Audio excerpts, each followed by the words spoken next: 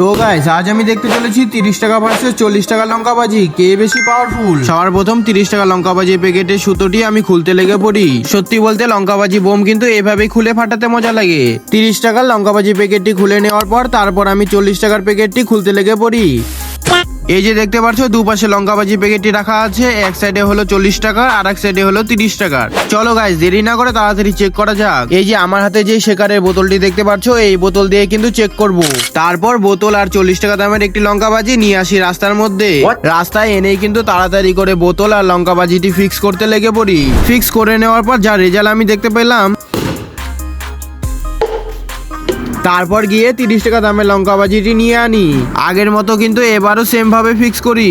30 টাকার লঙ্কাবাজিটি ধরিয়ে নেওয়ার পর আমি যা রেজাল্ট দেখতে পেলাম তোমরাই দেখে নাও। এবার তোমরাই কমেন্টের মধ্যে বলো এই দুজনের মধ্যে কে জিতেছে। আমার তো গাইস মনে হচ্ছে 40 টাকা লঙ্কাবাজি জিতেছে। Bye bye.